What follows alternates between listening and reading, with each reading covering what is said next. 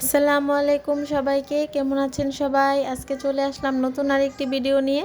আজকে আমি এখানে খাসির মাথা দিয়ে বুটের ডাল দিয়ে রান্না করব। সেজন্য খাসির মাথার গোস্ত যেটা ছিল সেটাকে ভালো মতন ধুয়ে পরিষ্কার করে নিয়েছি। যদিও এটা আজকের খাসির মাথার মধ্যে প্রচুর পরিমাণে পশম ছিল, তারপরও অনেক কষ্ট করে এটাকে ধুয়ে পরিষ্কার করে নিয়েছি। এখন আমি এখানে মাংসটা হাতে মেখে তারপর বসাবো।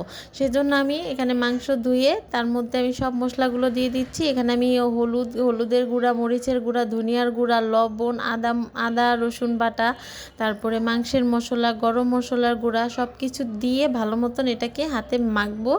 ভালো মতন মেখে তারপর পানি দিয়ে এটাকে চুলায় বসাবো।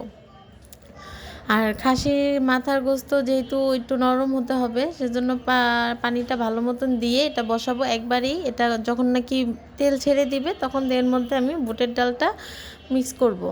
এই যে পানি দিয়ে বসিয়ে দিলাম, এখন এটাকে একটু নাড়াচাড়া করে দিব। নাড়াচাড়া করতে করতে যখন এরকম একদম ভুনা ভুনা হয়ে যাবে তখন এর মধ্যে আমি দিয়ে দিলাম বুটের ডালগুলা। বুটের ডালগুলো আমি সারা রাত পানিতে ভিজিয়ে রেখেছিলাম। বুটের ডালটা এমনি অনেক নরম হয়ে গিয়েছে। এখন সবগুলা ডাল এর মধ্যে আমি দিয়ে দিলাম।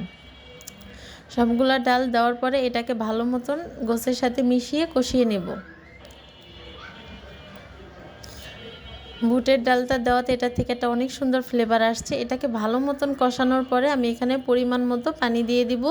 মাংসটা তো আগেই অর্ধেকটা হয়ে গিয়েছিল, এখন ডালটা সিদ্ধ হতে আর ঘন হতে যতটুকু পরিমাণ পানি দরকার আমি ওইটা বুঝে পানিটা দিয়ে দিয়েছি।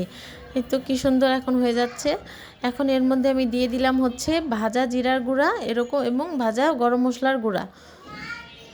গরম মশলাটা আমি সব গরম মশলাগুলো একসাথে ভেজে সেটাকে আমি বেটে নিই এবং রান্নার শেষ মুহূর্তে এটা দিলে কিন্তু ভালো একটা ফ্লেভার হয়।